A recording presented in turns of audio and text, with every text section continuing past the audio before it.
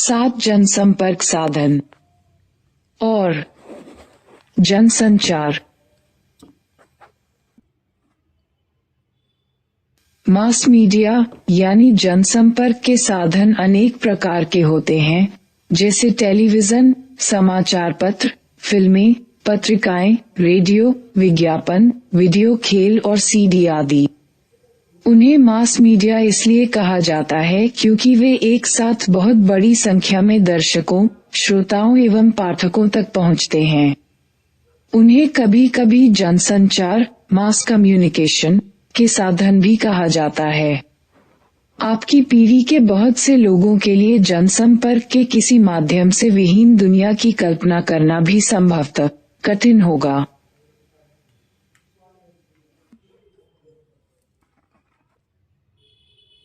Mass media हमारे दैनिक जीवन का एक अंग है। देश भर के अनेक मध्यवर्गीय परिवारों में लोग प्रातः बिस्तर से उठते ही सबसे पहले रेडियो या टेलीविजन चालू करते हैं अथवा प्रातःकालीन समाचार पत्र देखते हैं।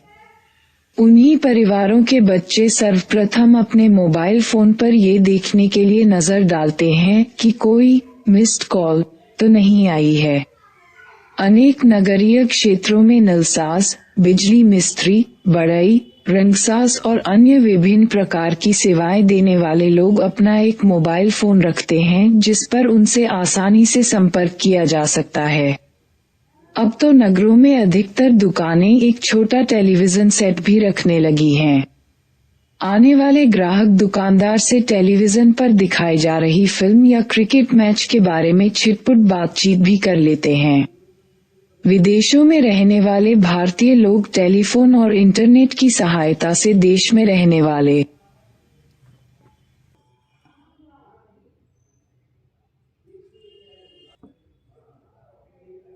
अपने मित्रों एवं परिवारों के साथ बराबर संपर्क बनाए रखते हैं।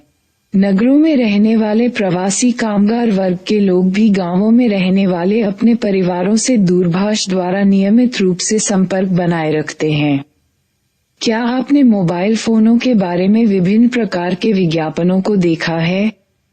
क्या आपने ये जानने की कोशिश की है कि ये मोबाइल फोन विविध प्रकार के सामाजिक समूहों की आवश्यकताओं को पूरा करते हैं? क्या आपको ये जानकर आश्चर्य नहीं होगा कि सीबीएसई बोर्ड, केंद्रीय माध्यमिक शिक्षा बोर्ड के परीक्षा परिणाम इंटरनेट और मोबाइल फोन दोनों पर उपलब्ध होते हैं। सच तो ये है कि इनकी पुस्तकें भी इंटरनेट पर उपलब्ध हैं। ये तो स्पष्ट है कि हाल के वर्षों में सभी प्रकार के जनसंचार के साधनों का चमत्कारिक रूप से विस्तार हुआ है।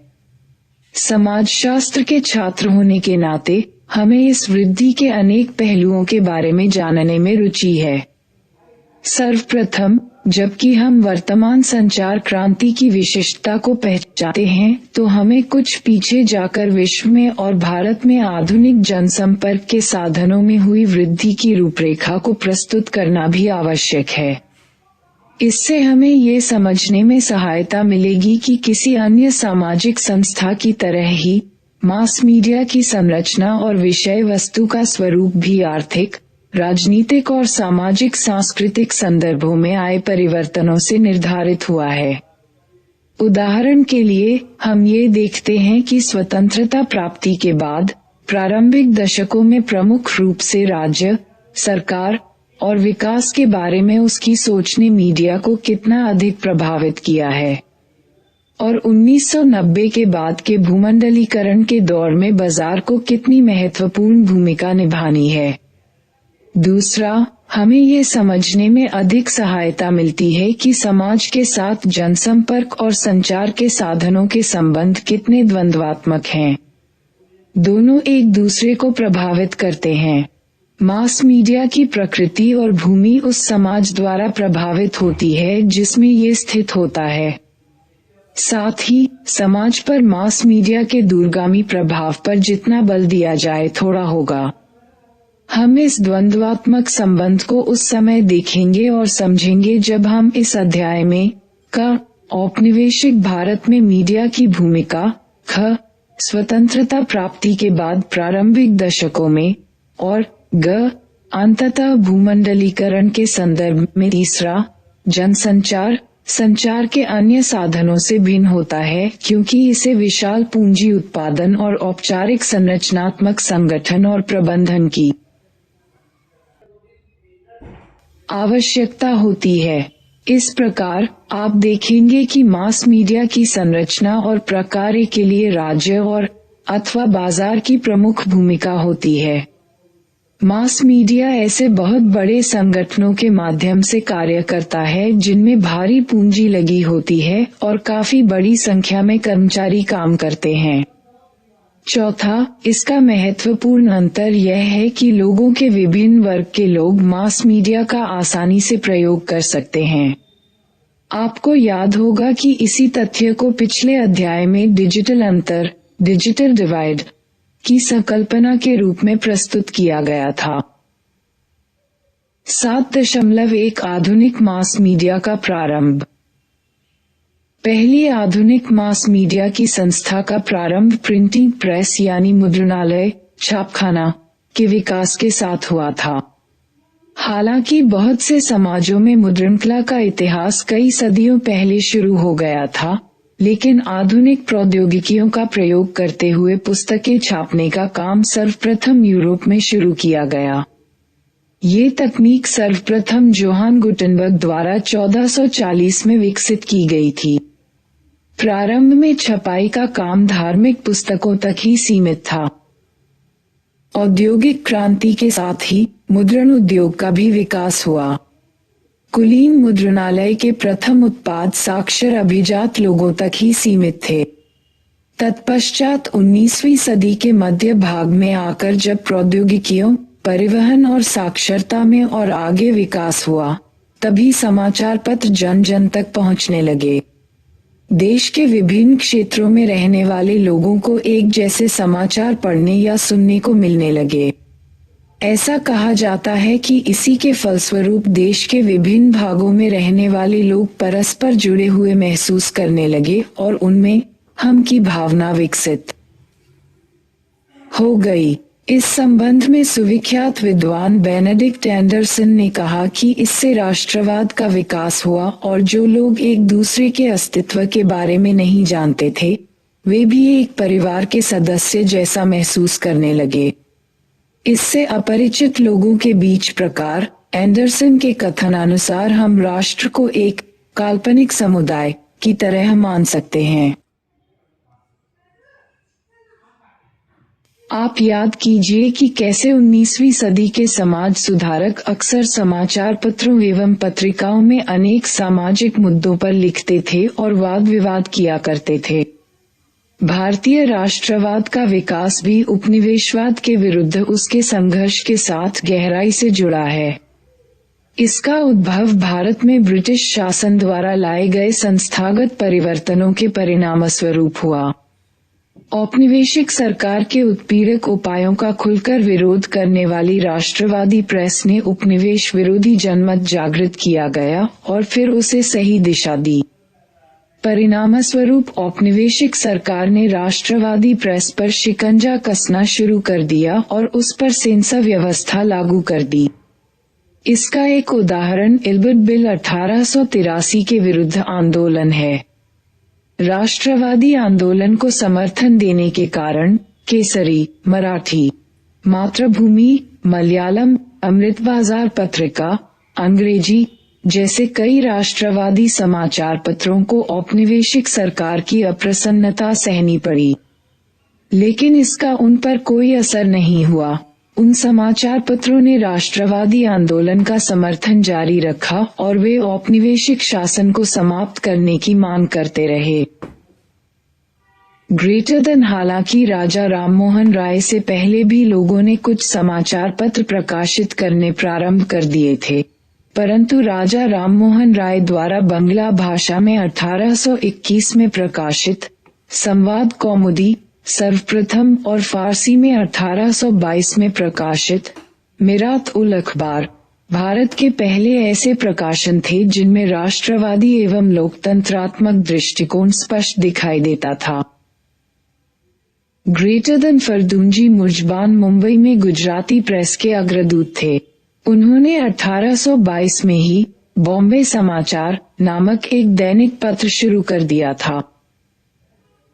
ग्रेटर दैन ईश्वरचंद्र विद्यासागर ने 1858 में बंगला भाषा में सोम प्रकाश नामक पत्र शुरू किया। Greater than the Times of India का प्रकाशन मुंबई में 1861 में शुरू हुआ। Greater than the Pioneer Allahabad में 1865 में। Greater than the Madras Mail 1868 में। Greater than the Statesman Kolkata में 1875 में। Greater than the Civil and Military Gazette Lahore में 1876 में शुरू हुआ। देसाई 1900 ब्रिटिश शासन के अंतर्गत मास मीडिया का फैलाव समाचार पत्रों और पत्रिकाओं तथा फिल्मों और रेडियो तक ही सीमित था। रेडियो पूर्ण रूप से राज्य यानी सरकार के स्वामित्व में था, इसलिए उस पर राष्ट्रीय विचार अभिव्यक्त नहीं किए जा सकते थे। यद्यपि समाचार पत्र एवं फिल्में दोनों में स्वायत्तता थी, लेकिन ब्रिटिश राज उन पर कड़ी नजर रखता था। अंग्रेजी या देशी भाषाओं में समाचार पत्रों और पत्रिकाओं का प्रसार बहुत व्यापक रूप से नहीं होता था, क्योंकि बहुत कम लोग साक्षर थे। फिर भी उनका प्रभाव उनकी वितरण संख्या की तुलना में बहुत अधिक था, क्योंकि खबरें और सूचनाएं वाणिज्यिक तथा प्रशासनिक केंद्रों जैसे बाजारों तथा व्यापारिक केंद्रों और न्यायालयों तथा कस्बों में पड़ी जाती थीं। पत्र पत्रिकाओं प्रिंट मीडिया में जनमत के विभिन्न आयाम होते थे, जिसमें स्वतंत्र भारत के स्वरूप के बारे में विचार व्यक्त किए जाते थे। ये विभिन्न विचार भारत के स्वतंत्र हो जाने के बाद भी जारी रहे। 7.2 स्वतंत्र भारत में मास मीडिया दृष्टिकोण। स्वतंत्र भारत में देश के प्रथम प्रधानमंत्री जवाहरलाल नेहरू ने मीडिया से लोकतंत्र के पहरेदार की भूमिका निभाने के लिए कहा। मीडिया से यह आशा की गई कि वह लोगों के हृदय में आत्मनिर्भरता और राष्ट्रीय विकास की भावना भरे। आपने पिछले अध्यायों में पढ़ा था कि भारत में स्वतंत्रता के प्रारंभिक वर्षों में देश के विकास पर कितना अधिक बल दिया गया था। विभिन्न विकास कार्यों के बारे में आम लोगों को सूचित करने का साधन मीडिया ही था। तब मीडिया को अस्पृश्यता, बाल विवाह, विधवा बहिष्कार जैसी सामाजिक कुरीतियों तथा जादू टोना और विश्वास चिकित्सा फेथ हीलिंग जैसे अंधविश्वासों के विरुद्ध लड़ने के लिए भी प्रोत्साहित किया जाता था। एक आधुनिक औद्योगिक समाज का निर्माण करने के लिए एक तर्कसंगत एवं वैज्ञानिक स्वभाव को बढ़ावा देने की आवश्यकता थी। सरकार का फिल्म प्रभाग समाचार फिल्में और वृत्तचित्र प्रस्तुत करता था। इन्हें प्रत्येक सिनेमाघर में फिल्म प्रारंभ करने से पहले दिखाया जाता था, ताकि दर्शकों को सरकार द्वारा चलाई जा रही विकास प्रक्रिया के बारे में जानकारी मिल सके।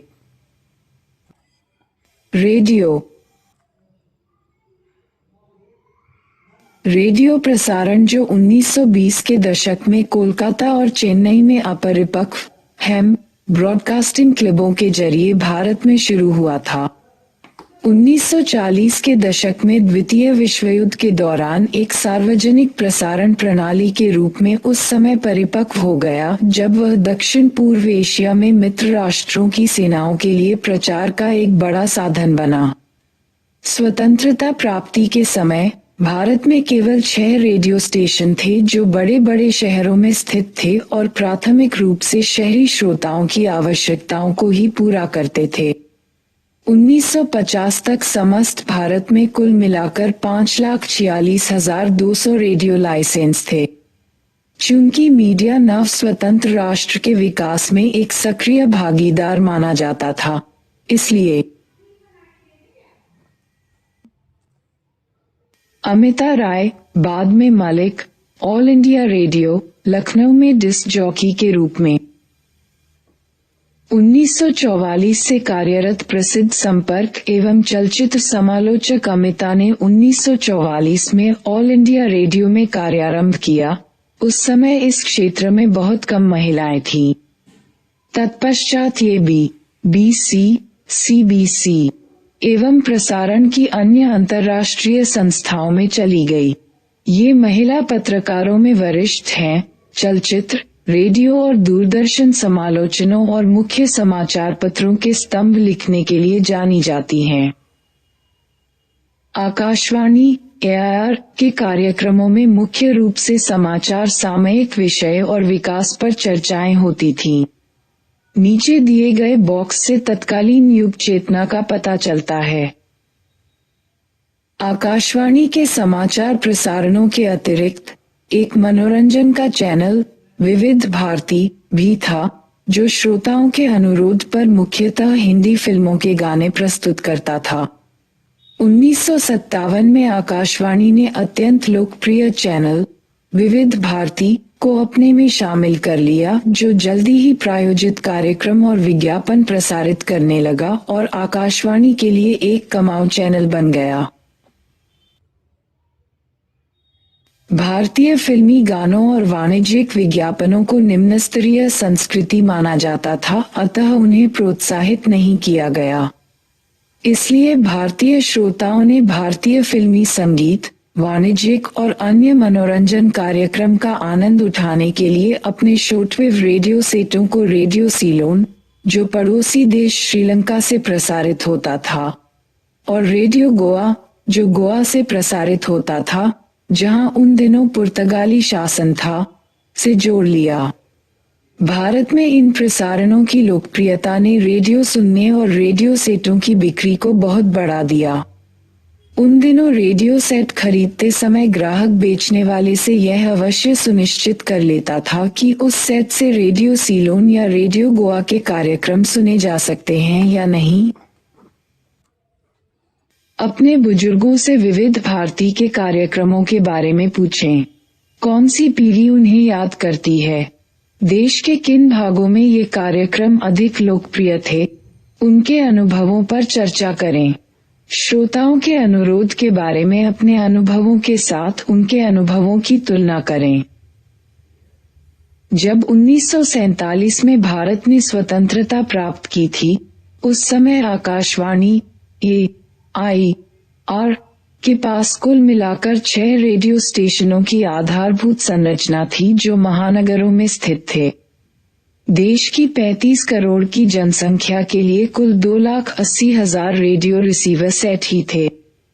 स्वतंत्रता प्राप्ति के बाद सरकार ने रेडियो प्रसारण के आधारभूत संरचना का विस्तार राज्यों की राजधानियों और सीमावर्ती क्षेत्रों में करने के कार्य को प्राथमिकता दी। इन वर्षों में आकाशवाणी ने भारत में रेडियो प्रसारण के लिए एक विशाल आधारभूत संरचना विकसित कर ली है। ये भारत की भौगोलिक, भाषाई और सांस्कृतिक विविधता को देखते हुए राष्ट्रीय, क्षेत्रीय और स्थानीय 3 स्तरों पर अपनी सेवाएं प्रदान कर रही हैं।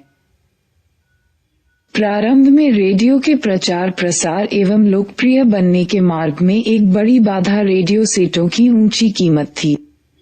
लेकिन 1960 के दशक में जब ट्रांजिस्टर क्रांति आई तो रेडियो अधिक सुलभ हो गया, क्योंकि ट्रांजिस्टर बिजली की बजाय बैटरी से चलने लगे और उन्हें कहीं भी आसानी से ले जाया जा सकता। युद्ध, विपदाएं और आकाशवाणी का विस्तार। यह एक रोचक तथ्य है कि युद्धों और विपदाओं के कारण आकाशवाणी के क्रियाकलापों में विस्तार हुआ है। 1962 में जब चीन के साथ युद्ध हुआ तो आकाशवाणी ने एक दैनिक कार्यक्रम प्रस्तुत करने के लिए वार्ता इकाई की स्थापना की। अगस्त 1971 में जब बांग्लादेश का संकट मंडराने लगा तो समाचार सेवा प्रभाग ने 6 बजे प्रातः से मध्यरात्रि तक हर घंटे समाचार प्रसारण चालू किया।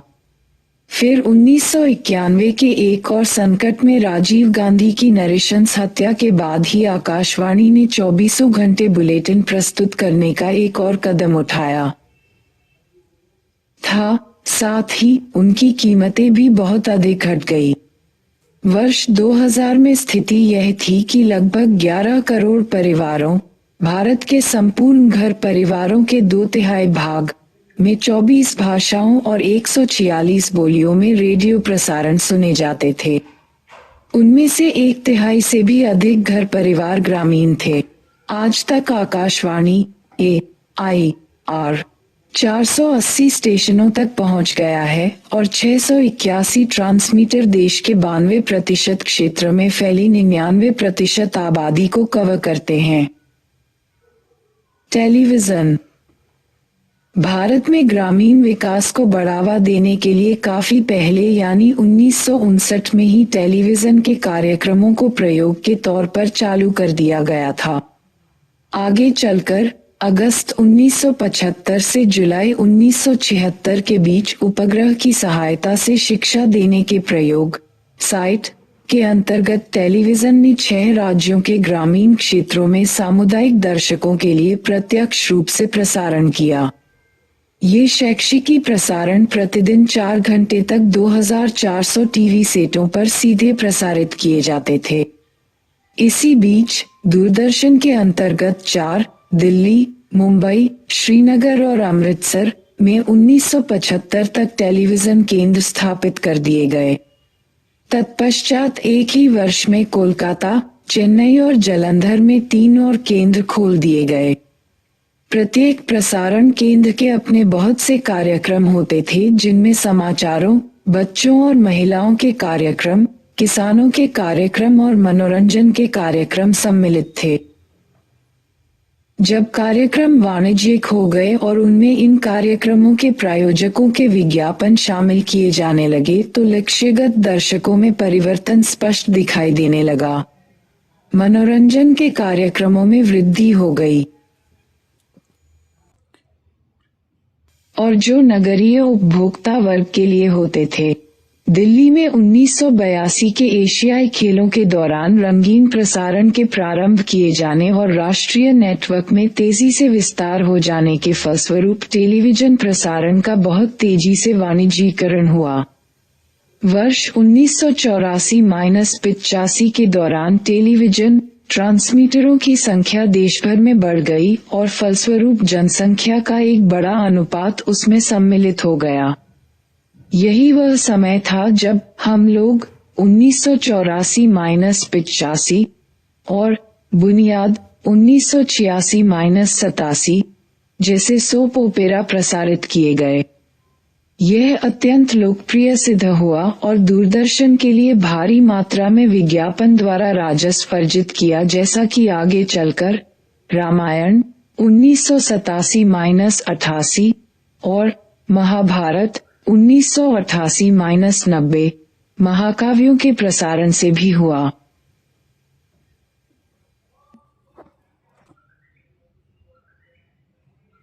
आज टेलीविजन उद्योग की स्थिति इस प्रकार है। ट्राई द्वारा जारी वार्षिक रिपोर्ट 2015-16 में स्पष्ट रूप से कहा गया है कि चीन के बाद भारत दुनिया का दूसरा सबसे बड़ा टीवी बाजार है। उद्योग विभाग के अनुमान के मुताबिक मार्च 2016 तक मौजूदा 2841 मिलियन घरों में 18.1 करोड़ के आसपास टेलीविजन सेट है, जो कि केबल टीवी सेवाओं, DTH सेवाओं, दूरदर्शन के एक स्थलीय टीवी नेटवर्क के अतिरिक्त IPTV सेवाओं के द्वारा सेवा प्रदान कर रहे हैं। हम लोग एक निर्णायक मोड़। हम लोग भारत का सबसे पहला लंबे समय तक चलने वाला सोप ओपेरा था। इस नए सबसे पहले पथ प्रदर्शक कार्यक्रम ने मनोरंजन संदेश में शैक्षिकी अंतर्वस्तु का जानबूझकर समावेश करते हुए मनोरंजन शिक्षा की संयुक्त रणनीति का उपयोग किया था। हम लोग के करीब 156 कथांश एपिसोड 1984-85 के दौरान 17 महीनों तक हिंदी में प्रसारित किए गए। इस टेलीविजन कार्यक्रम ने सामाजिक विषयों जैसे लैंगिक यानी स्त्री पुरुष समानता, छोटा परिवार और राष्ट्रीय एकता को बढ़ावा दिया। 22 मिनट के प्रत्येक एपिसोड के अंत में एक विख्यात भारतीय अभिनेता अशोक कुमार 30-40 सेकंड के एक उपसंहार के रूप में उस एपिसोड से प्राप्त सबक को संक्षेप में प्रस्तुत किया करते थे। अशोक कुमार नाट्य प्रसंगों को दर्शकों के दैनिक जीवन से जोड़ते थे। उदाहरण के लिए, उन्होंने एक निंदनीय पात्र जो शराब पीता था और अपनी बीवी से मारपीट करता था, पर टिप्पणी करते हुए दर्शकों से यह पूछा, आपके विचार से बसेसर राम जैसे लोग इतनी ज्यादा शराब क्यों पीते हैं और फिर बुरा बर्ताव क्यों करते हैं? क्या आप ऐसे किसी व्यक्ति को जानते हैं? शराब पीने की लत को कैसे कम किया जा सकता है? इसके लिए आप क्या कर सकते हैं? सिंघल एवं रोजर्स, 1989। हम लोग के दर्शकों के बारे में अध्ययन करने से दर्शक वर्ग के सदस्यों एवं उनके प्रिय हम लोग के पात्रों के बीच उच्च कोटि के परासामाजिक अंतःक्रिया का पता चलता है। उदाहरण के लिए, हम लोग के बहुत से दर्शकों ने ये बताया कि उन्होंने अपने निजी निवास कक्षों के एकांत में अपने प्रिय पात्रों से मिलने के लिए अपनी दैनिक कार्यों में यथोचित परिवर्तन कर लिए थे।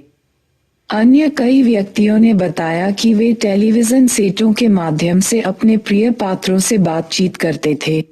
उदाहरण के लिए, बढ़ की चिंता मत करो, जीवन बनाने का अपना सपना मत छोड़ो। उद्धरण चिन्ह। हम लोग को देखने वालों की संख्या उत्तर भारत में 65 से 90% और दक्षिण भारत में 20 से 40% तक थी। औसतन लगभग 5 करोड़ दर्शक हम लोग का प्रसारण देखते थे। इस सोप ओपेरा का एक असामान्य पक्ष ये था कि दर्शकों से इसके बारे में बड़ी संख्या में यानी 4 लाख से भी अधिक पत्र प्राप्त हुआ करते थे। वे इतने अधिक होते थे कि उनमें से अधिकांश तो दूरदर्शन के अधिकारियों द्वारा खोले भी नहीं जा सकते थे। मुद्रण माध्यम, प्रिंट मीडिया। प्रिंट मीडिया यानी मुद्रण माध्यम के प्रारंभ और सामाजिक सुधार आंदोलन के प्रसार तथा राष्ट्रवादी आंदोलन दोनों में उसकी भूमिका के बारे में जाना जा चुका है। स्वतंत्रता प्राप्ति के बाद प्रिंट मीडिया ने राष्ट्र निर्माण के कार्य में अपनी भागीदारी निभाने की भूमिका को बराबर जारी रखा और इसके लिए वह विकासात्मक मुद्दों को उठाता रहा और बहुत बड़े भाग के लोगों की आवाज को बुलंद करता रहा। नीचे के बॉक्स में दिया गया संक्षिप्त उद्धरण आपको प्रिंट मीडिया की उस प्रतिबद्धता से अवगत कराएगा।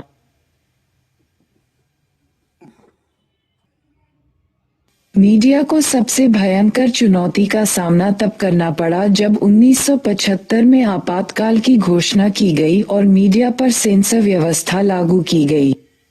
सौभाग्यवश वह समय समाप्त हो गया और 1977 में लोकतंत्र की पुनः स्थापना हुई। भारत अनेक समस्याओं का सामना करते हुए भी अपने स्वतंत्र मीडिया पर तर्कसंगत या समर्थनीय गर्व कर सकता है।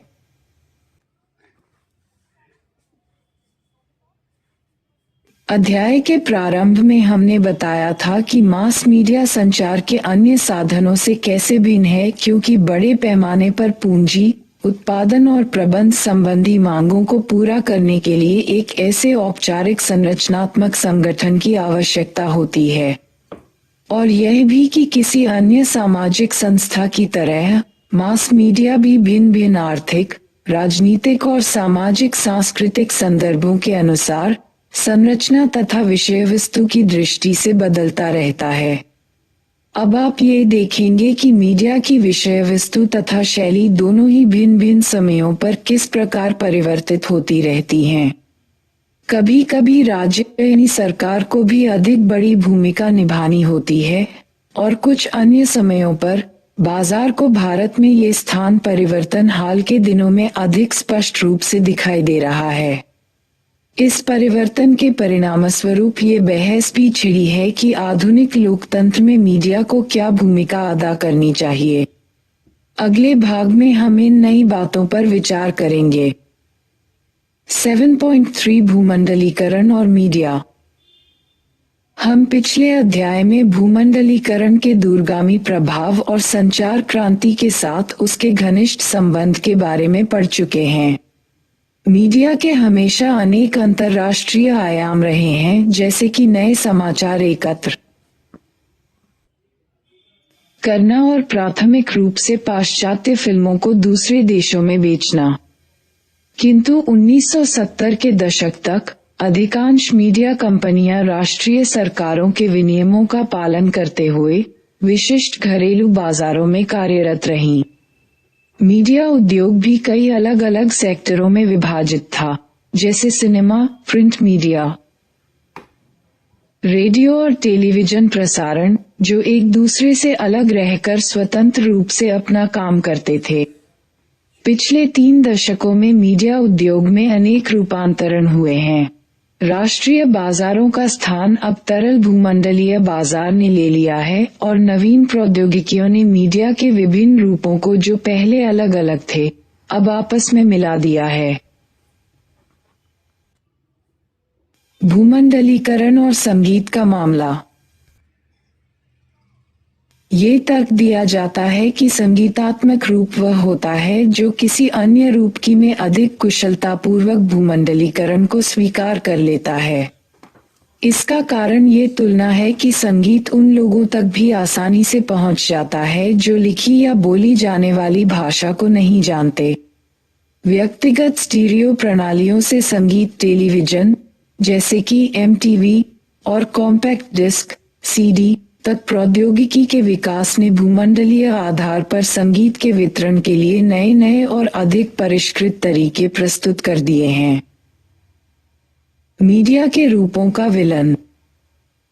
यद्यपि संगीत उद्योग कुछ ही अंतर्राष्ट्रीय समूहों के हाथों में अधिकाधिक रूप से केंद्रित होता जा रहा है, पर कुछ लोगों का मानना है कि इसके लिए एक बड़ा खतरा पैदा हो गया है, क्योंकि इंटरनेट के आ जाने से संगीत को स्थानीय संगीत की दुकानों से CD या कैसेट के रूप में खरीदने के स्थान पर डिजिटल रूप में डाउनलोड किया जा सकता है।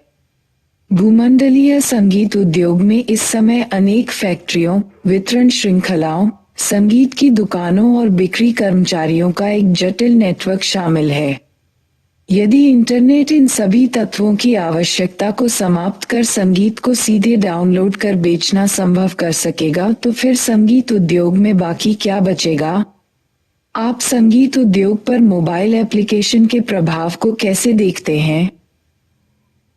बॉक्स 7.8 का अभ्यास। बॉक्स में दी गई पाठ्य सामग्री को ध्यानपूर्वक पढ़ें और चर्चा करें। कुछ संगीत समूहों अथवा निगमों के नामों का पता लगाएं। क्या आपने कभी उन रिंगटोनों के बारे में सोचा है जिन्हें लोग अपने मोबाइल फोनों के लिए डाउनलोड करते हैं? क्या यह मीडिया के भिन्न भिन्न रूपों का विलय है? 2, 3. क्या आपने टेलीविजन पर कोई ऐसी संगीत प्रतियोगिता देखी है जहां दर्शकों से उनकी पसंद के बारे में SMS करने की आकांक्षा की गई हो? क्या यह मीडिया के विभिन्न रूपों के विलय का ही उदाहरण नहीं है? इसमें कौन कौन से प्रकार शामिल हैं? 4. क्या आप ऐसे गानों का आनंद लेते हैं जिनके शब्दों को आप न समझते हों? संगीत के ऐसे नए रूपों के बारे में आप क्या महसूस करते हैं जहां केवल संगीत के प्रकारों का ही नहीं, भाषा का भी सम्मिश्रण हो? क्या आपने कभी रैप और भांगड़ा का सम्मिश्रित संगीत सुना है? इन दोनों रूपों का उद्भव। 5. कहां से हुआ है? 6. संभवतः और भी कई मुद्दे हैं जिनके बारे में आप सोच सकते हैं। चर्चा करें और अपनी चर्चाओं के आधार पर एक छोटा निबंध लिखें। हमने संगीत उद्योग और उस पर पड़े भूमंडलीकरण के दूरगामी परिणामों के साथ अपनी चर्चा को प्रारंभ किया था। मास मीडिया में जो परिवर्तन हुए हैं वे इतने अधिक हैं कि यह अध्याय संभवतः उनके बारे में आपको एक विखंडित जानकारी ही दे पाएगा। युवा पीढ़ी के एक सदस्य होने के नाते आप यहाँ दी गई समझ के आधार पर और अधिकाधिक जानकारी प्राप्त कर सकते हैं। अब हम यहाँ ये देखेंगे कि भूमंडलीकरण के कारण प्रिंट मीडिया, मुख्यतः समाचार पत्र और पत्रिकाएं, इलेक्ट्रॉनिक मीडिया, मुख्यतः टेलीविजन और रेडियो में क्या क्या परिवर्तन आए हैं। मुद्रण माध्यम, प्रिंट मीडिया। हम ये देख चुके हैं कि स्वतंत्रता आंदोलन के प्रसार के लिए समाचार पत्र और पत्रिकाएं कितने महत्वपूर्ण थे। अक्सर ऐसा विश्वास किया जाता है कि टेलीविजन और इंटरनेट के विकास से प्रिंट मीडिया का महत्व कम हो जाएगा, किंतु भारत में हमने समाचार पत्रों के प्रसार को बढ़ते हुए देखा है। जैसा कि बॉक्स में बताया गया है, नई प्रौद्योगिकियों ने समाचार पत्रों के उत्पादन और प्रसार को बढ़ावा देने में मदद की है। बड़ी संख्या में चमकदार पत्रिकाएं भी बाजार में आ गई हैं। जाहिर है कि भारतीय भाषाओं के समाचार पत्रों की इस आश्चर्यजनक वृद्धि के कई कारण हैं। पहला, ऐसे साक्षर लोगों की संख्या में काफी बढ़ोतरी हुई जो शहरों में प्रवसन कर रहे हैं। 2003 में हिंदी दैनिक हिंदुस्तान के दिल्ली संस्करण की 64,000 प्रतियां छपती थीं, जो 2005 तक बढ़कर 425,000 हो गईं। इसका कारण ये था कि दिल्ली की 1,47,00,000 की जनसंख्या में से 52% लोग उत्तर प्रदेश और बिहार के हिंदी भाषी क्षेत्रों से आए हैं। इनमें से 47% लोगों की पृष्ठभूमि ग्रामीण है और उनमें से 60% लोग 40 वर्ष से कम आयु के हैं। दूसरा, छोटे कस्बों और गांवों में पाठकों की आवश्यकताएं शहरी पाठकों से भिन्न होती हैं और भारतीय भाषाओं के समाचार पत्र उन आवश्यकताओं को पूरा करते हैं। मलयाली मनोरमा और ईनाडू जैसे भारतीय भाषाओं के प्रमुख पत्रों ने स्थानीय समाचारों की संकल्पना को एक महत्वपूर्ण रीति से जिला संस्करणों और भारतीय भाषाओं के समाचार पत्रों की क्रांति। पिछले कुछ दशकों में सबसे महत्वपूर्ण घटना भारतीय भाषा के समाचार पत्रों में क्रांति रही है। हिंदी, तेलुगु और कन्नड़ में उच्चतम वृद्धि दर्ज की गई। 2006 से 2016 तक हमारे देश में प्रकाशनों को प्रिंट करने का औसतन 23.7 मिलियन प्रतियों के औसत से दैनिक संचलन में वृद्धि हुई थी।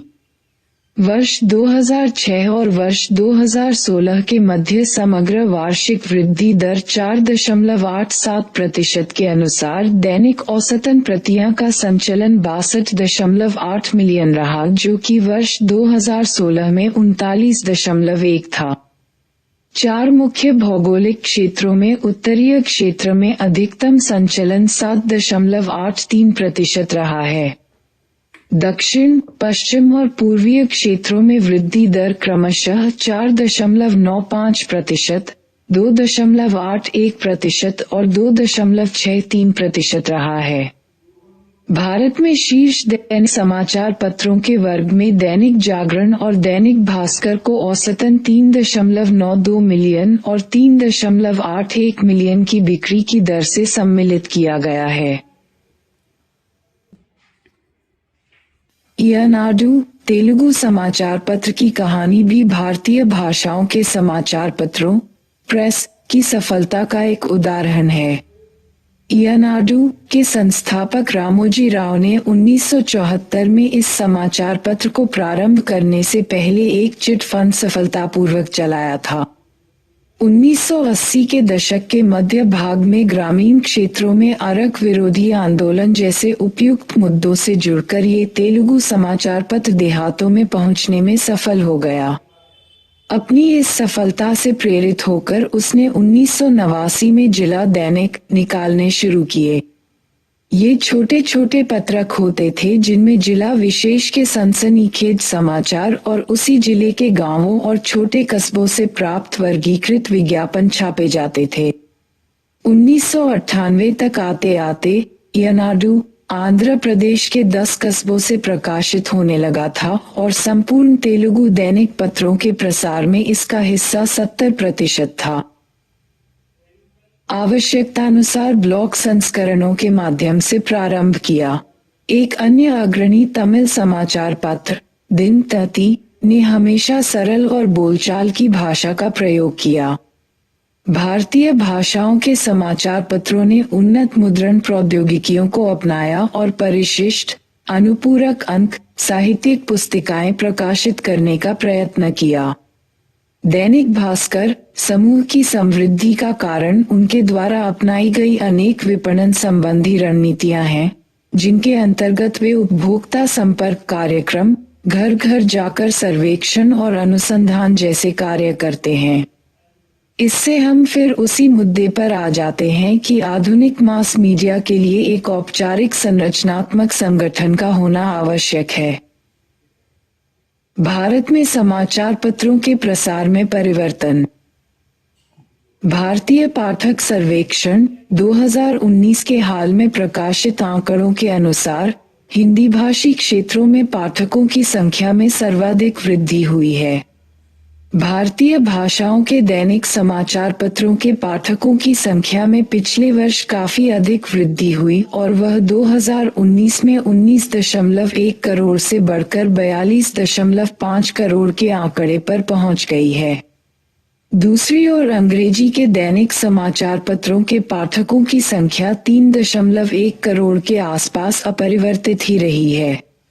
2005 में हिंदी के दैनिक समाचार पत्रों में दैनिक जागरण 7.4 करोड़ पाठक और दैनिक भास्कर 5.1 करोड़ पाठकों के साथ सूची में सबसे ऊपर हैं, जबकि द टाइम्स ऑफ इंडिया और द हिंदू अंग्रेजी के दैनिक हैं, जिसके पाठकों की संख्या 50 लाख से अधिक 74 लाख है। 1 करोड़ पाठकों वाले कुल सर्वोत्तम 10 दैनिकों में से 6 हिंदी के, 1 तमिल, 2 मलयालम और 1 अंग्रेजी के हैं।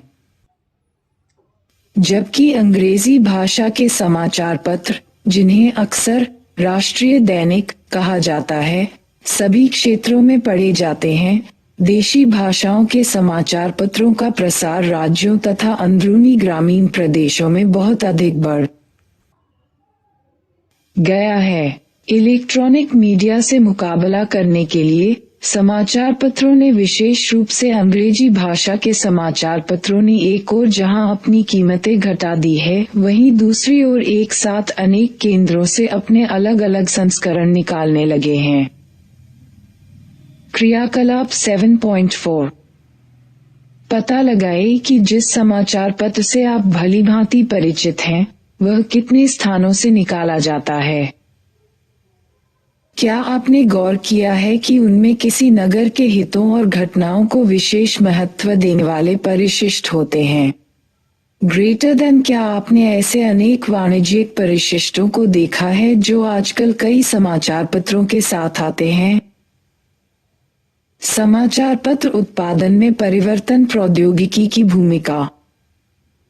1980 के दशक के अंतिम वर्षों और 1990 के दशक के प्रारंभिक वर्षों से समाचार पत्र संवाददाता की डेस्क से अंतिम पेज प्रूफ तक पूर्ण रूप से स्वचालित हो गए हैं। इस स्वचालित श्रृंखला के कारण कागज का प्रयोग पूरी तरह से समाप्त हो गया है। ऐसा 2 प्रौद्योगिकीय परिवर्तनों के कारण संभव हुआ है। लैन लोकल एरिया नेटवर्क यानी स्थानीय इलाके के नेटवर्कों के माध्यम से पर्सनल कंप्यूटरों पीसी की नेटवर्क व्यवस्था और समाचार निर्माण के लिए न्यूज़मेकर जैसे तथा अन्य विशिष्ट सॉफ्टवेयरों का प्रयोग। बदलती हुई प्रौद्योगिकी ने संवाददाता की भूमिका और कार्यों को भी बदल दिया है। एक संवाददाता के पुराने आधारभूत उपकरणों, एक आशुलिपि पुस्तिका, पेन, टाइपराइटर और पुराना सादा टेलीफोन का स्थान एक छोटे डिजिटल रिकॉर्डर, एक लैपटॉप या एक पीसी, मोबाइल या सैटेलाइट फोन, मॉडेम, डिश और एंटीना जैसे अन्य नए उपकरणों ने ले लिया है। समाचार संग्रहण कार्य में आए इन सभी प्रौद्योगिकीय परिवर्तनों ने समाचारों की गति को बढ़ा दिया है और समाचार पत्रों के प्रबंधक वर्ग को अपनी कार्यावधि को बढ़ाने में सहायता दी है।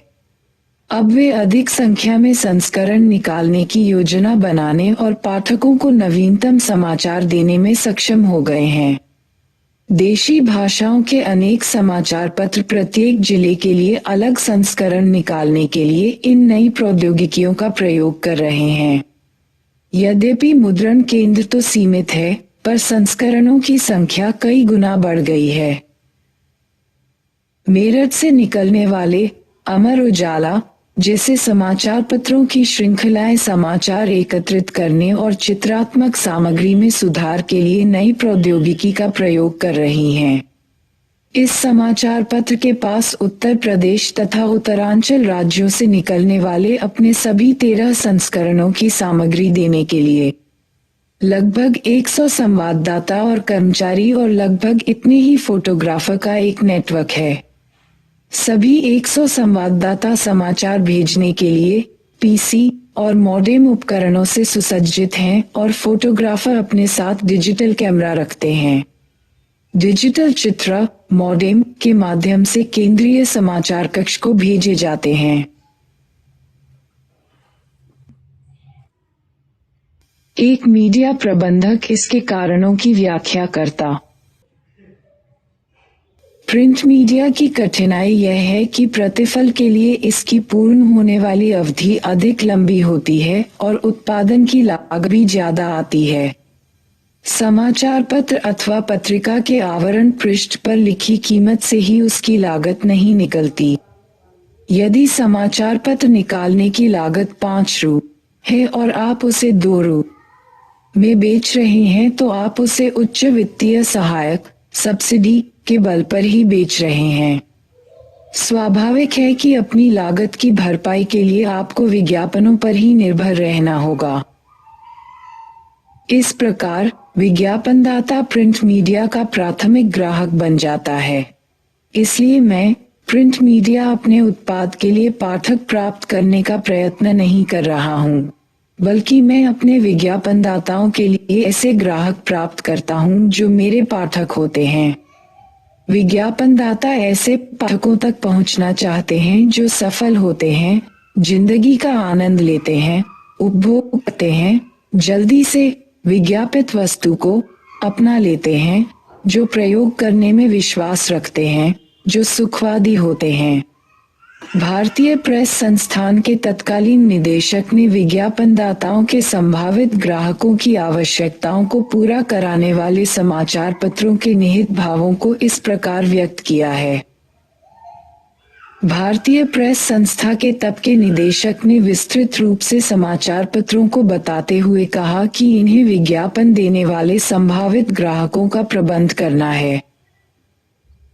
कई सप्ताहों से मैंने मुख्य रूप से अंग्रेजी के समाचार पत्रों को देखा, विशेष रूप से हमारे देश के ग्रामीण क्षेत्रों, छोटे कस्बों और बढ़ती हुई मलिन आबादी में होने वाले क्षेत्र प्रतिवेदन और विशिष्ट लेखों को देखा।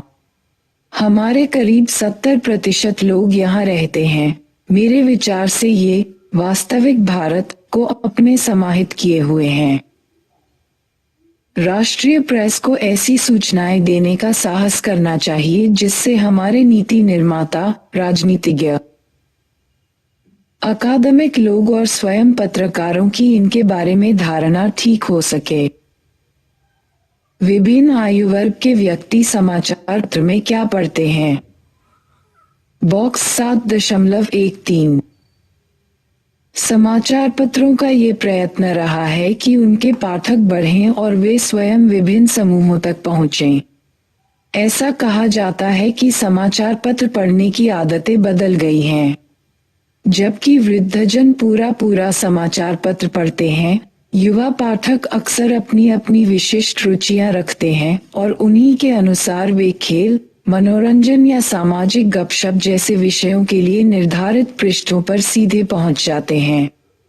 पाठकों की रुचियों में भिन्नता होने का निहितार्थ यह है कि समाचार पत्र को भी विभिन्न प्रकार की कहानियां रखनी चाहिए जो विभिन्न रुचियों के पाठकों को आकर्षित कर सकें।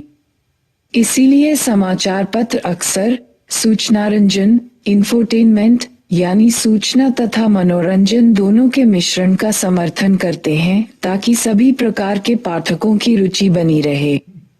समाचार पत्रों का प्रकाशन अब कतिपय परंपरागत मूल्यों के लिए प्रतिबद्धता से संबंधित नहीं रहा है। समाचार पत्र अब उपभोक्ता वस्तु बन गए हैं और जब तक संख्या बढ़ी है, सब कुछ बिक्री के लिए प्रस्तुत है। बॉक्स 7.13 का अभ्यास। पाठ्य सामग्री को ध्यानपूर्वक पढ़ें। 1. आपके विचार से क्या पाठक बदल गए हैं अथवा समाचार पत्र बदल गए हैं? चर्चा करें। 2. सूचना रंजन शब्द पर चर्चा करें। क्या आप इसके कुछ उदाहरण सोच सकते हैं? आपके विचार से सूचना रंजन का क्या प्रभाव होगा? बहुत से लोगों को ये डर था कि इलेक्ट्रॉनिक मीडिया के उत्थान से प्रिंट मीडिया के प्रसार में गिरावट आएगी, लेकिन ऐसा नहीं हुआ। वस्तुतः यह विस्तृत ही हुआ है, किंतु इस प्रक्रिया के अक्सर कीमतें घटानी पड़ी हैं और परिणामस्वरूप विज्ञापनों के प्रायोजकों पर निर्भरता बढ़ गई, जिसके कारण अब समाचार पत्रों की विषय वस्तु में विज्ञापनदाताओं की भूमिका बढ़ गई है। बॉक्स 7.13 में इस व्यवहार के तर्क को स्पष्ट किया गया है। टेलीविजन 1991 में भारत में केवल एक ही राज्य नियंत्रित टीवी चैनल दूरदर्शन था। 1998 तक लगभग 70 चैनल हो गए। 1990 के दशक के मध्य भाग से गैर सरकारी चैनलों की संख्या कई गुना बढ़ गई है। वर्ष 2020 में जब दूरदर्शन 35 से अधिक चैनलों पर अपने कार्यक्रम प्रसारित कर रहा था, गैर सरकारी टेलीविजन नेटवर्कों की संख्या 900 के आसपास थी। गैर सरकारी उपग्रह टेलीविजन में हुई आश्चर्यजनक वृद्धि समकालीन भारत में हुए निर्णयात्मक विकासों में से एक है। वर्ष 2002 में औसतन 13.4 करोड़ लोग प्रति सप्ताह उपग्रह टीवी देखा करते थे। ये संख्या बढ़कर 2005 में 19 करोड़ हो गई। वर्ष 2002 में उपग्रह टीवी की सुविधा वाले घरों की संख्या 4 करोड़ थी, जो बढ़कर 2005 में 6.10 करोड़ हो गई। टीवी रखने वाले सभी घरों में से 56% घरों में अब उपग्रह ग्राहकी सैटेलाइट सब्सक्रिप्शन पहुंच चुकी है। 1991 के खाड़ी युद्ध ने, जिसने CNN को लोकप्रिय बनाया, और उसी वर्ष हांगकांग के हराम्पोआ हचिंसन समूह द्वारा प्रारंभ किए गए स्टार टीवी ने भारत में गैर सरकारी उपग्रह चैनलों के आगमन का संकेत दे दिया था। 1992 में हिंदी आधारित उपग्रह मनोरंजन चैनल GTV ने भारत में केबल टेलीविजन को अपने कार्यक्रम देना शुरू कर दिया। वर्ष 2000 तक आते आते भारत में 40 गैर सरकारी केबल और उपग्रह चैनल उपलब्ध हो चुके थे, जिनमें से कुछ ऐसे भी थे जो केवल क्षेत्रीय भाषाओं के प्रसारण पर ही केंद्रित थे, जैसे सन टीवी, ईएनआरडू टीवी, उदय टीवी, राज टीवी और एशिया नेट। इस बीच GTV ने भी कई क्षेत्रीय नेटवर्क शुरू किए जो मराठी, बांग्ला और अन्य भाषाओं में कार्यक्रम प्रसारित करते हैं। 1980 के दशक में एक और जहां दूरदर्शन तेजी से विस्तृत हो रहा था, वहीं केबल टेलीविजन उद्योग भी भारत के बड़े बड़े शहरों में तेजी से पनपता जा रहा था। VCR ने दूरदर्शन की एकल चैनल कार्यक्रम व्यवस्था के अनेक विकल्प प्रस्तुत करके भारतीय दर्शकों के लिए मनोरंजन के विकल्पों में कई गुना वृद्धि कर दी। निजी घरों और सामुदायिक बैठक कक्षों में वीडियो कार्यक्रम देखने की सुविधा में भी तेजी से वृद्धि हुई। वीडियो कार्यक्रमों में अधिकतर देशी और आयातित दोनों प्रकार की फिल्मों पर आधारित मनोरंजन शामिल था। 1984 तक मुंबई और अहमदाबाद जैसे नगरों में उद्यमी एक दिन में अनेक फिल्में प्रसारित करने के लिए अपार्टमेंट भवनों में तार लगाने लगे। केबल चलाने वालों की संख्या, जो 1984 में 100 थी, बढ़कर 1988 में 1200, 1992 में 15,000 और 1999 में लगभग 60,000 हो गई। Star TV, MTV, channel V, Sony जैसी अन्य अनेक पारराष्ट्रीय, अंतर्राष्ट्रीय टेलीविजन कंपनियों के आ जाने से कुछ लोगों को भारतीय युवाओं और भारतीय संस्कृति पर उनके संभावित प्रभाव के बारे में चिंता हुई। लेकिन अधिकांश पारराष्ट्रीय टेलीविजन चैनलों ने अनुसंधान के माध्यम से यह जान लिया है कि भारतीय दर्शकों के विविध समूहों को आकर्षित करने में चिरपरिचित कार्यक्रमों का प्रयोग ही अधिक प्रभावशाली होगा। सोनी इंटरनेशनल की प्रारंभिक रणनीति यह रही कि हर सप्ताह 10 हिंदी फिल्में प्रसारित की जाएं और बाद में जब स्टेशन अपने हिंदी कार्यक्रम तैयार कर ले तब धीरे धीरे इनकी संख्या घटा दी जाए। अब अधिकतर विदेशी नेटवर्कों ने या तो हिंदी भाषा के कार्यक्रमों का एक हिस्सा MTV इंडिया हो गए हैं अथवा नया हिंदी चैनल स्टार प्लस ही शुरू कर दिया है।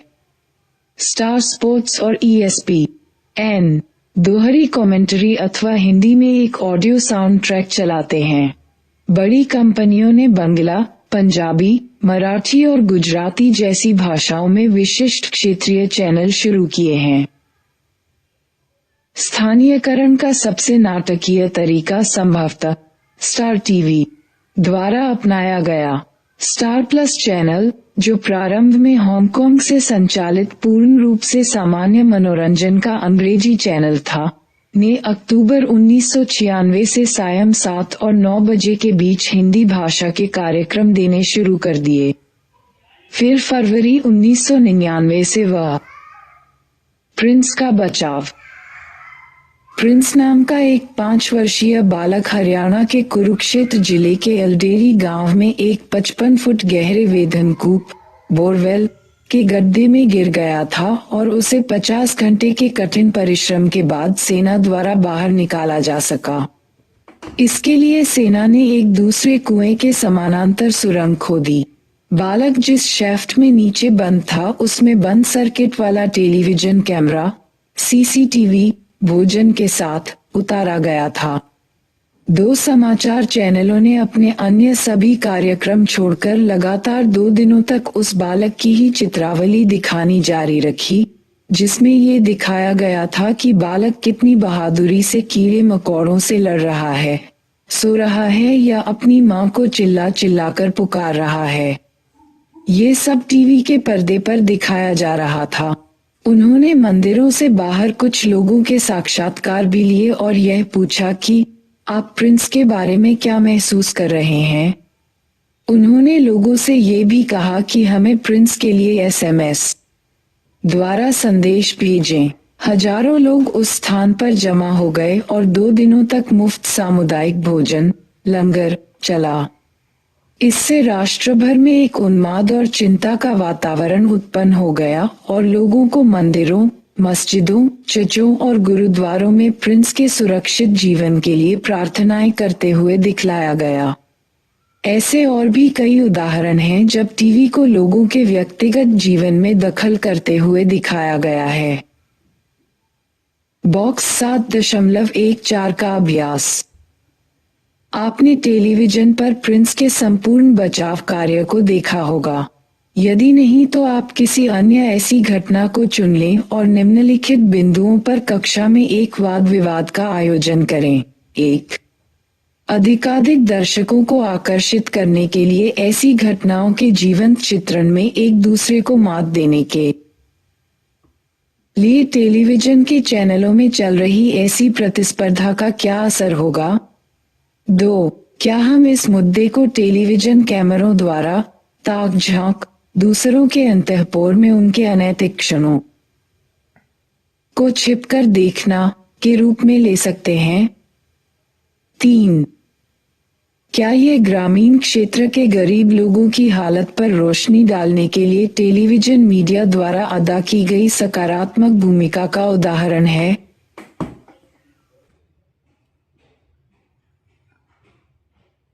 पूर्ण रूप से हिंदी चैनल बन गया और उसके सभी अंग्रेजी धारावाहिक स्टॉवल्ट को, जो कि इस नेटवर्क का अंग्रेजी भाषा का अंतर्राष्ट्रीय चैनल है, को दे दिए गए।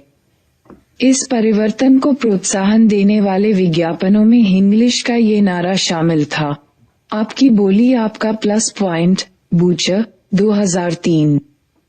स्टार और सोनी दोनों ही संयुक्त राज्य अमेरिका के अपने कार्यक्रमों को छोटे बच्चों के लिए डब करते रहे, क्योंकि उन्हें ये प्रतीत होने लगा था कि बच्चे उन विलक्षणताओं को समझने और स्वीकार करने लगे हैं जो उस स्थिति में उत्पन्न होती है जब भाषा कोई अन्य हो और कथा परिवेश कोई अन्य। क्या आपने कभी कोई डब किया हुआ कार्यक्रम देखा है? उसके बारे में आप क्या महसूस करते हैं? अधिकांश चैनल हफ्ते में 7 दिन और दिन में 24 घंटे चलते हैं। उनमें समाचारों का स्वरूप जीवंत एवं अनौपचारिक होता है। समाचारों को पहले की अपेक्षा अब बहुत अधिक तात्कालिक, लोकतंत्रात्मक और आत्मीय बना दिया गया है। टेलीविजन ने सार्वजनिक वाद विवाद को बढ़ावा दिया है और हर बीतते हुए वर्ष के साथ वह अपनी पहुंच को विस्तृत करता जा रहा है। इससे हमारे समक्ष ये प्रश्न उपस्थित होता है कि क्या गंभीर राजनीतिक और आर्थिक मुद्दों की उपेक्षा तो नहीं की जा रही? हिंदी और अंग्रेजी में समाचार देने वाले चैनलों की संख्या बराबर बढ़ती जा रही है। इसी प्रकार क्षेत्रीय चैनल भी बढ़ रहे हैं और उनके सबके साथ ही यथार्थवादी प्रदर्शन, रियलिटी शो वार्ता प्रदर्शन, बॉलीवुड प्रदर्शन, पारिवारिक नाट्य प्रदर्शन, अंतःक्रियात्मक प्रदर्शन, खेल प्रदर्शन और प्रहसन एवं हंसी मजाक के प्रदर्शन बड़ी संख्या में हो रहे हैं। मनोरंजन टेलीविजन ने महान सितारों, सुपरस्टार्स का एक नया वर्ग पैदा कर दिया है जिनके नामों से हर घर परिवार सुपरिचित हो गया है और लोकप्रिय पत्रिकाओं और समाचार पत्रों के गपशप स्तंभों में उनकी निजी जिंदगी और प्रदर्शन में उनकी प्रतिद्वंद्विता के किस्से भरे होते हैं। कौन बनेगा करोड़पति अथवा इंडियन आइडल या बिग बॉस जैसे वास्तविक प्रदर्शन दिन पर दिन लोकप्रिय होते जा रहे हैं। इनमें से अधिकांश कार्यक्रम पाश्चात्य कार्यक्रमों के प्रारूप पर तैयार किए गए हैं। इनमें से किन किन कार्यक्रमों को अंतःक्रियात्मक प्रदर्शन, पारिवारिक नाट्य प्रदर्शन, वार्ता प्रदर्शन और यथार्थवादी प्रदर्शन कहा जा सकता है? चर्चा करें। Soap opera. Box 7.15। Soap opera ऐसी कहानियां हैं जो धारावाहिक रूप से दिखलाई जाती हैं। वे लगातार चलती हैं। अलग अलग कहानियां समाप्त हो सकती हैं और भिन्न भिन्न पात्र प्रकट और गायब होते रहते हैं, पर स्वयं सोप का तब तक कोई अंत नहीं होता जब तक कि उसे पूरी तरह प्रसारण से वापस नहीं ले लिया जाता। सोप ओपेरा एक इतिवृत्त को लेकर चलते हैं जिसे नियमित दर्शक जानते हैं। वह चरित्रों से, उनके व्यक्तित्व और उनके जीवन के अनुभवों से सुपरिचित हो जाते हैं। रेडियो।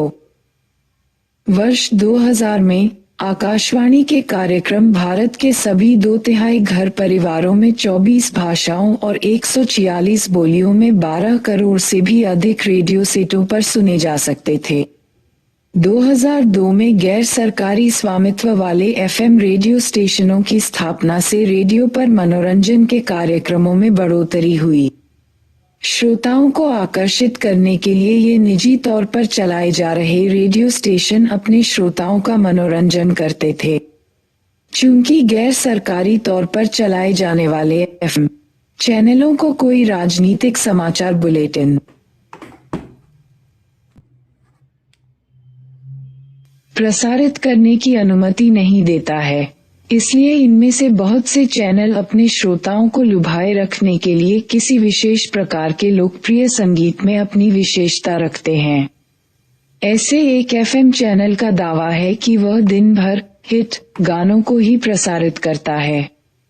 अधिकांश एफएम चैनल जो कि युवा शहरी व्यावसायिकों तथा छात्रों में लोकप्रिय हैं, अक्सर मीडिया समूहों के होते हैं, जैसे रेडियो मिर्ची टाइम्स ऑफ इंडिया समूह का है, रेड एफएम लिविंग मीडिया का और रेडियो सिटी स्टार नेटवर्क के स्वामित्व में है। लेकिन नेशनल पब्लिक रेडियो यूएसए अथवा बीबीसी यूके जैसे स्वतंत्र रेडियो स्टेशन जो सार्वजनिक प्रसारण में संलग्न हैं, हमारे प्रसारण परिदृश्य से बाहर हैं। 2 फिल्मों रंग दे बसंती और लगे रहो मुन्ना भाई में रेडियो को संचार के सक्रिय माध्यम के रूप में इस्तेमाल किया गया है। हालांकि दोनों ही फिल्में समकालीन परिवेश की हैं। रंग दे बस्ती में एक कर्तव्यनिष्ठ गुस्सैल कॉलेज छात्र भगत सिंह की कहानी से प्रेरित होकर एक मंत्री की हत्या कर देता है और फिर जनता तक अपना संदेश प्रसारित करने के लिए आकाशवाणी को अपने कब्जे में कर लेता है। जबकि लगे रहो मुन्ना भाई में नायिका एक रेडियो जॉकी है जो अपनी आत्मीय पुकार गुड मॉर्निंग इंडिया से देश को जगाती है और नायक भी एक लड़की के जीवन को बचाने के लिए रेडियो स्टेशन का सहारा लेता है। एफएम चैनलों के प्रयोग की संभावनाएं अत्यधिक हैं। रेडियो स्टेशनों के और अधिक निजीकरण तथा समुदाय के स्वामित्व वाले रेडियो स्टेशनों के उद्भव के परिणामस्वरूप रेडियो स्टेशनों का और अधिक विकास होगा। स्थानीय समाचारों को सुनने की मांग बढ़ रही है। भारत में एफएम चैनलों को सुनने वाले घरों की संख्या ने स्थानीय रेडियो द्वारा नेटवर्कों का स्थान ले लेने की विश्वव्यापी प्रवृत्ति को बल दिया। नीचे बॉक्स में दी गई सामग्री से न केवल एक ग्रामीण युवक की चतुराई का पता चलता है, बल्कि स्थानीय संस्कृतियों के पोषण की आवश्यकता भी प्रकट होती है। संभवतः ये संपूर्ण एशियाई उपमहाद्वीप में एकमात्र ग्रामीण एफएम रेडियो स्टेशन हो। इस प्रसारण उपकरण, जिसकी कीमत बहुत कम है, शायद दुनिया भर में सबसे सस्ता उपकरण हो, लेकिन स्थानीय लोगों को निश्चित रूप से यह बहुत प्यारा है। भारत के उत्तरी राज्य बिहार में एक सुहावनी सुबह को राघव महतो नाम का एक युवक अपने घर में विकसित एफएम रेडियो स्टेशन चालू करने के लिए तैयार होता है। मरम्मत सेवा प्रदान करने वाली राघव की छोटी सी दुकान और रेडियो स्टेशन के 20 किलोमीटर 12 मील के घेरे में रहने वाले हजारों ग्रामवासी अपने प्रिय स्टेशन का कार्यक्रम सुनने के लिए अपने रेडियो सेट चालू करते हैं। थोड़ी सी घरघराहट की आवाज के बाद एक युवक का आत्मविश्वासपूर्ण स्वर रेडियो तरंगों पर तैरने लगता है। सुप्रभात, राघव एफएम मंसूरपुर में आपका स्वागत है। अब अपने मनपसंद गाने सुनिए की घोषणा राघव के मित्र और कार्यक्रम संचालक शंभू के स्वर में सुनाई पड़ती है, जो स्थानीय संगीत की टेपों के ढेर से घिरा हुआ सेलोटेप का प्लास्टर लगे माइक्रोफोन में बोलता है। अगले 12 घंटों तक राघव महतो का निर्जन एफएम रेडियो स्टेशन फिल्मी गाने सुनाता है और HIV तथा पोलियो जैसी बीमारियों के बारे में सार्वजनिक हित की खबरें और सजीव स्थानीय समाचार भी देता है, जिनमें खोए गए बच्चों और नई खुलने वाली स्थानीय दुकानों की खबरें भी शामिल होती हैं। राघव और उसका मित्र शंभू राघव की छप्पर वाली दुकान प्रिया इलेक्ट्रॉनिक्स शॉप से अपना देसी रेडियो स्टेशन चलाते हैं। जगह तंग है। झोपड़ा किराए का है, जिसमें संगीत भरे टेप और जंग लगे बिजली के उपकरणों का ढेर लगा है और जो मरम्मत सेवा प्रदान करने वाली राघव की दुकान के साथ साथ रेडियो स्टेशन का कार्य भी करती है। राघव पढ़ा लिखा न हो, परंतु उसके स्वदेशी एफएम स्टेशन ने उसे स्थानीय राजनेताओं से भी अधिक लोकप्रिय बना दिया है। राघव का रेडियो के साथ प्रेस प्रसंग 1997 में प्रारंभ हुआ, जब उसने एक स्थानीय मरम्मत की दुकान में एक मिस्त्री के रूप में काम करना प्रारंभ किया था। जब दुकान का मालिक वह क्षेत्र छोड़कर चला गया तो एक कैंसर पीड़ित खेतिहर मजदूर के बेटे राघव ने एक मित्र के साथ मिलकर वह झोपड़ी ले ली। 2003 में किसी समय राघव ने, जो तब तक रेडियो के बारे में काफी कुछ जान चुका था, गरीबी की मार से पीड़ित बिहार राज्य में, जहां बहुत से क्षेत्रों में बिजली नहीं है, सस्ते बैटरी से चलने वाले ट्रांजिस्टर ही मनोरंजन का सबसे लोकप्रिय साधन है। इस विचार को पक्का करने और ऐसी किट तैयार करने में, जो एक निर्धारित रेडियो आवृत्ति रेडियो फ्रीक्वेंसी पर मेरे कार्यक्रम प्रसारित कर सके, मुझे काफी लंबा समय लगा। किट पर 50 रु. लागत आई, राघव कहता है। प्रसारण किट एक एंटीना के साथ लंबे बांस पर पास के एक 3 मंजिला अस्पताल पर लगी है। एक लंबा तार उस प्रसारण यंत्र को नीचे राघव के रेडियो झोंपड़े में लगे घरघराहट करने वाले घर के बने पुराने स्टीरियो कैसेट प्लेयर से जोड़ता है। 3 अन्य जंग लगे स्थानीय रूप से बने बैटरी चालित टेप रिकॉर्डर रंगीन तारों और एक बेतार कॉर्डलेस माइक्रोफोन के साथ इससे जुड़े हैं। राघव के झोंपड़े में स्थानीय भोजपुरी, बॉलीवुड और भक्ति गीतों के कोई 200 टेप हैं जिन्हें वह अपने श्रोताओं के लिए बजाता है। राघव का रेडियो स्टेशन उसका एक शौक है, वह उससे कुछ कमाता नहीं है। वह अपनी इलेक्ट्रॉनिक मरम्मत की दुकान से कोई 2000 रुपए प्रतिमास कमा लेता है। ये युवक जो अपने परिवार के साथ एक झोंपड़े में रहता है, यह नहीं जानता कि एक एफएम स्टेशन चलाने के लिए सरकार से लाइसेंस लेना होता है। मैं इस बारे में नहीं जानता। मैंने तो ये धंधा बस कौतूहलवश प्रारंभ कर दिया था और हर वर्ष इसका प्रसारण क्षेत्र बढ़ता गया, वह कहता है। इसलिए जब कुछ समय पहले कुछ लोगों ने उससे ये कहा कि उसका रेडियो स्टेशन अवैध है तो उसने उसे वास्तव में बंद कर दिया। लेकिन स्थानीय ग्रामवासियों ने उसके झोंपड़े को घेर लिया और उसे अपनी सेवाएं फिर से चालू करने के लिए राजी कर लिया। स्थानीय लोगों को इससे कोई मतलब नहीं कि राघव का एफएम मंसूरपुर 1 के पास कोई सरकारी लाइसेंस है या नहीं, वे तो बस उसे प्यार करते हैं। मेरे स्टेशन को पुरुषों से अधिक महिलाएं ज्यादा सुनती हैं, वह कहता है। यद्यपि बॉलीवुड और स्थानीय भोजपुरी गाने नितांत आवश्यक हैं, पर मैं सूर्योदय और सूर्यास्त के समय महिलाओं और बुजुर्गों के लिए भक्ति गीत भी प्रसारित करता हूँ। चूंकि गांव वालों के पास राघव को फोन करने की सुविधा नहीं है, इसलिए वे गीतों की फरमाइश दस्ती तौर पर लिखित संदेशों के माध्यम से अथवा पड़ोस के सार्वजनिक टेलीफोन कार्यालय को फोन करके भेजते हैं। एक रेडियो स्टेशन के संचालक के रूप में राघव का यश बिहार में दूर दूर तक फैल गया है। लोगों ने उसके रेडियो स्टेशन पर काम करने के लिए लिखा है और उसकी प्रौद्योगिकी को खरीदने में अपनी रुचि दिखाई है। निष्कर्ष: इस तथ्य पर अधिक बल देने की आवश्यकता नहीं है कि मास मीडिया आज हमारे व्यक्तिगत और सार्वजनिक जीवन का एक आवश्यक अंग बन गया है। यह अध्याय हमारे जीवन में हुए मीडिया संबंधी सभी अनुभवों को व्यक्त नहीं कर सकता। ये तो हमें यही समझा सकता है कि मास मीडिया समकालीन समाज का एक महत्वपूर्ण हिस्सा है। इसमें मीडिया अनेक आयामों पर ध्यान केंद्रित करने का प्रयास किया है। ये आयाम हैं: राज्य और बाजार के साथ मीडिया का संबंध, इसका सामाजिक गठन एवं प्रबंधन, पाठकों एवं श्रोताओं तथा दर्शकों के साथ इसके संबंध आदि।